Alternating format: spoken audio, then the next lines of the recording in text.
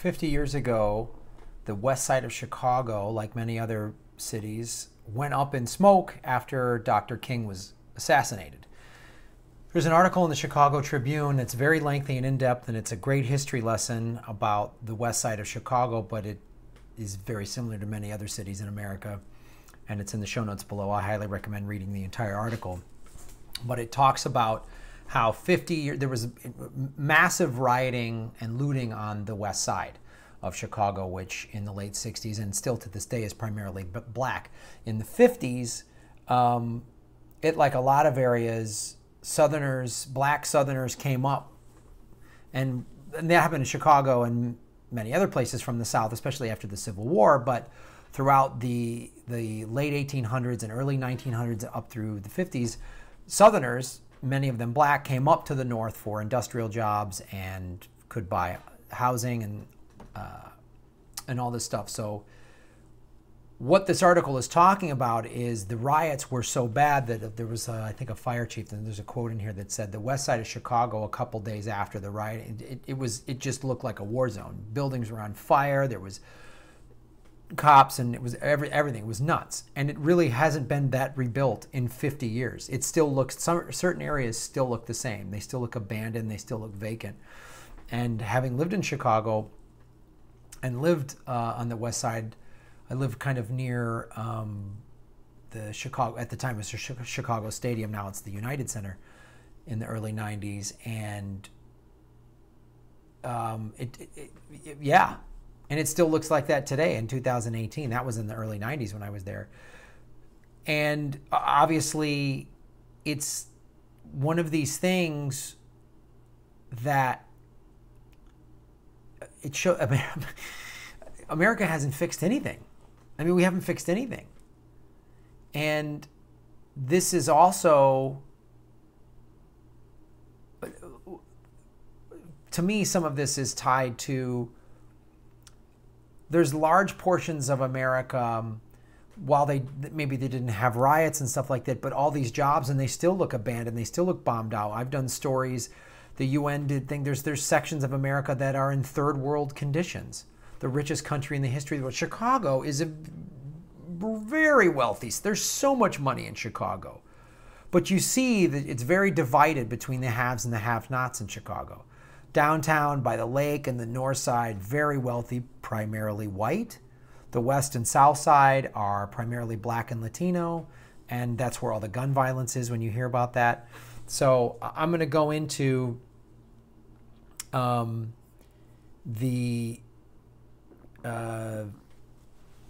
specifics of this article and what's happened since then, and but it's a great history lesson, so I suggest reading it, because it's got interviews with people that were there during the businesses and all this stuff, and a bunch of businesses left and have never come back. And when you vote for stuff like NAFTA and the TPP, which just benefits the 1%ers, it does not benefit American citizens. There's so much infrastructure, there's so many jobs. I mean, the west side of Chicago, just like Detroit, could have local businesses and investment, but there's this long history. I mean, when black people were moving up there in the 50s and 60s, there was institutionalized racism in terms of they couldn't buy homes. They had to put these like big payment down, and they couldn't get equity the way you would in a normal home loan, because the banks, it's institutionalized, did not want black people to own property. So there's such a solution here in terms of when I talk about reinvesting in this country and the Green New Deal. You could do this here on the west side of Chicago. You could do it in Detroit, you know, and you could have local gardens. You could have local fresh produce. You could have locally owned businesses. You could have, this is why I think everything needs to be done on a local level. Local banks, you know, small savings and loans. I know that's a big thing to fight, but let me go into this.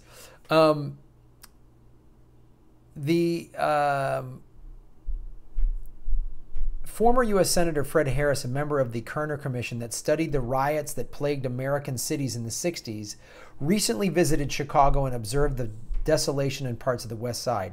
It's like it's like cities like New Orleans where they suffered a natural disaster, Katrina, said Harris, comparing the man-made destruction in the North Lawndale and East Garfield Park, those are the neighborhoods, to the aftermath of a hurricane. Do you understand how crazy that is? It's like a hurricane hit 50 years ago and never got rebuilt. And it goes into the median income from 1970 in these two neighborhoods to today. And when they adjust it for and they talk in here like public officials and academics, boy, how do we fix this problem? Invest in some business. Give some businesses some tax breaks to move companies there and get loans for small businesses for people that live in the neighborhood. Don't go, oh, we're going to make it better and then just let big developers come in and then gentrify it. That's not the solution. Turn it all white with shopping centers. No, let people in that community own it. And regain ownership of the neighborhood and give them jobs in that community. That's what you do. You build up that community. There's jobs, then it's safe, then there's a nightlife, then people, because that's the thing too. Like this was in Harlem in the the 20s and 30s and 40s and whatever. Everyone came to Harlem. It was a black community and people went up to Harlem for entertainment, for nightlife of all ethnicities. So, and when you do that, I think too, the younger generation is more apt to be open to going somewhere where everybody doesn't look like them. You got to feel safe. You got to feel safe. But there's such an opportunity here to invest money in neighborhoods like this and build them back up. So there's a whole thing that goes into how the riots went down, and I would recommend reading that. And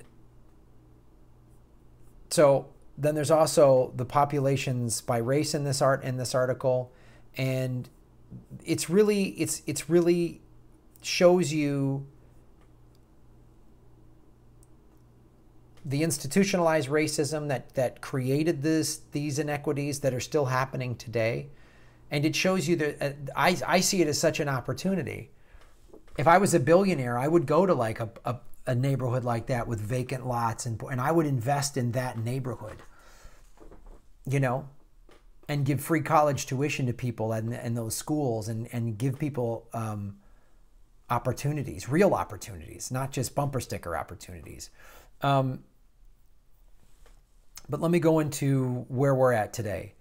Again, going back to that gentleman, Fred Harris, we've studied these problems to death. It isn't for lack of knowing the facts and the causes of the troubles and the remedies from. We know that. We don't need another commission to tell us what those facts are. Instead, what we need is a creation of will, enough will and political clout to get some things done. Today, the East Garfield Park and North Lawndale community areas are less populous, less diverse, and poorer. The combined population is 55,000, almost 56,000. 71% is less than it was in 1960. Nearly 89% of the residents are black, and around 43% live below the poverty line.